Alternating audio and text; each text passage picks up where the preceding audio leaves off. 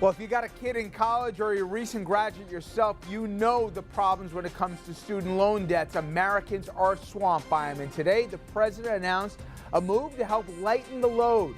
Will it really make a difference, and will Congress get behind the bill? Well, tonight, a policy analyst sounds off about the mounting debt that students are just starting out in life that are facing.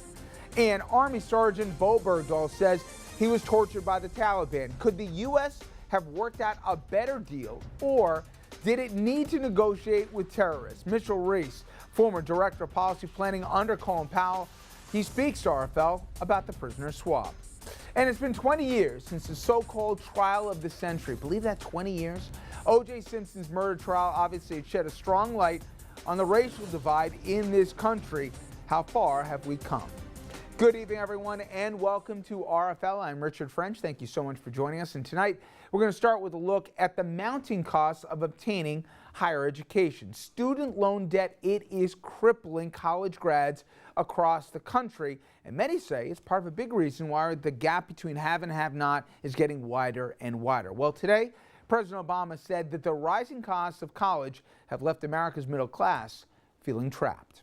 Now, the class of 2012, as a point of reference, graduated with an average debt of, get this, $29,400. That's up 10% from just the year before, and that's according to the Institute for College Access and Success. Graduates here in the tri-state area, they're also drowning in debt. 60% of graduates in New York, they're in debt, along with 2/3 in New Jersey and a little less in Connecticut. The president's plan, it would cap monthly payments for certain federal loans at 10% of a borrower's discretionary income, and it would also allow an additional 5 million borrowers to actually qualify for the program. The measure, it also offers students loan forgiveness plans for on-time payments and low-income borrowers. I want Americans to pay attention to see where their lawmakers' priorities lie here. Lower tax bills for millionaires or lower student loan bills for the middle class. This should be a no-brainer. Okay, listen, I don't have to educate people out there who have got huge loan debts here, and I also don't have to educate the parents who are up to here in debt paying for sons or daughters or both's education right now. But if you look at how this problem has multiplied, forget about accelerated, in the recent 2 decades and how it's projected to even get worse here, this is something of a national consequence. We're going to be talking about this segment, not just how it's impacting kids and the choices they make when they go to school, but the debt they carry on, the jobs that they'll have to take or need to take right after campus, and also the future earning income really that it does for the balance of their earning lifetimes. We're going to get into all of that. Now, earlier today, I spoke with Mark Huelsman. Mark's a senior policy analyst at Demos. He's been following this issue as well as anybody, and he talks about why student loans have skyrocketed in recent years, as I've discussed, and whether there's really any end in sight. Mark, thanks for a few minutes. I appreciate it. Happy to be here. Well, before we even talk about what the president laid out today and how it's really a first step in terms of a much bigger and more important conversation that'll go to Congress, I read some of your research that you put together, and to put in context how significant and long-term a problem this is, it surprised me when you said 1/3 of student debt, it's not just kids in their 20s, it's from people over the age of 40. And when we're looking at loan defaults, it's not where you think most of it would be on the home or whatever else. It's on student loans that are causing so much of it. Give the macro about just how big of an issue this is, and how, when we're talking about numbers long term, $2 trillion we could be looking at in terms of outstanding loans in even less than a decade. You're exactly right that student debt isn't just a problem for recent grads. 1/3 of student loan debt is held by those over 40 years old. It's an issue that affects families who are trying to save for their own kids' college education at the end of the day. And I think that what's really necessary here is to take stock of why this is happening, right? We're at $1.2, $1.3 trillion in student loan debt, depending on what source you use.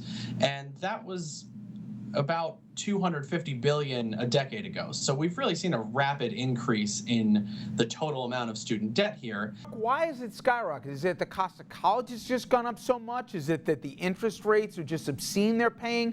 Why have we seen this thing quadrupled, quintupled in a decade? The main reason is the skyrocketing cost of college in this country. At public institutions, public schools, where 75% of students go, we've seen tuition increase by 83% adjusted for inflation over the last couple decades.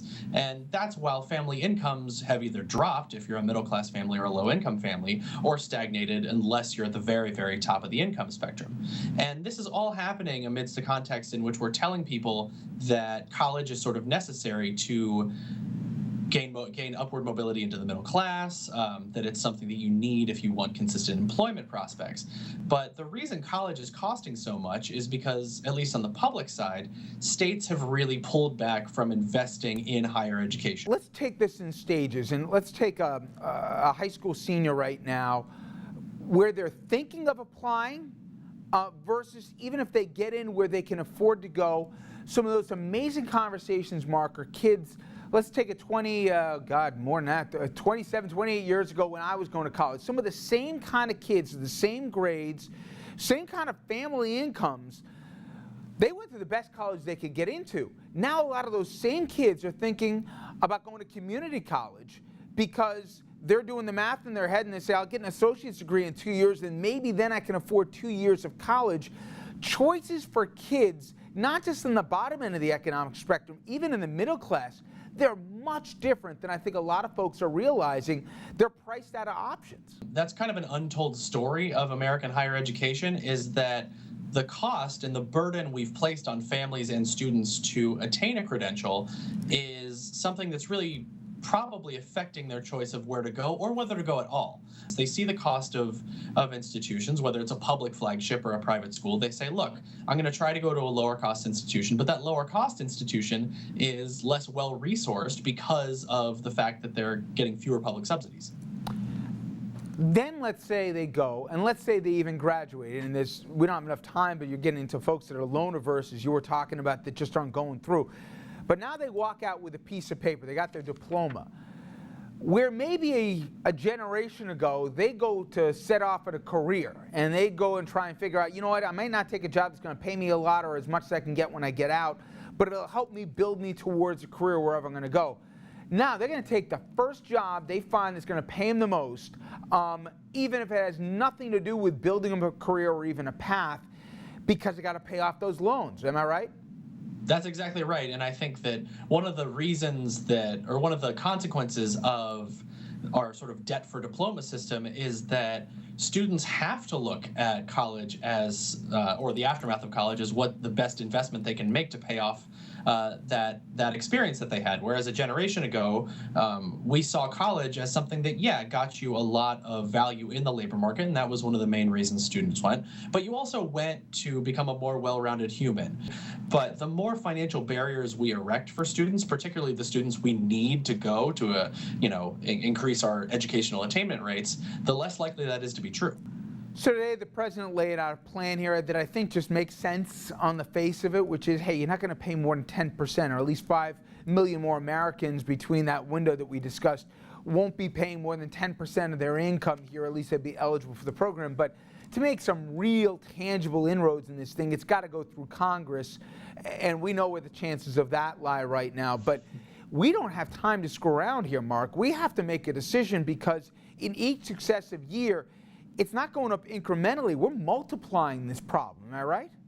That's exactly right, and you're exactly right. But what the president's doing is saying, look, there are a number of struggling borrowers out there that we can help right now, and we can expand protections to say that, look, you're never going to pay a certain percentage of your income, your monthly income, in student loans. And that allows families who are burdened by debt to say, look, okay, I can move a little bit of money over to save for a home. I can move a little bit of money to pay off other forms of debt. That student loans aren't going to define them. Finally, one of the biggest takeaways I took away from what you guys worked on was, yes, we've obviously seen the manufacturing class shrink in this country, jobs getting outsourced and sent overseas, but student loan debt If you want to put your finger on the income inequality in this country and why it's gone to historic levels and how the middle class has shrunk more and more, you can put your finger on student debt and say, this is why. For the reasons we already talked about and how much every year they got to go in their pocket just to pay off these loans, you can never get up one more rung on that economic ladder.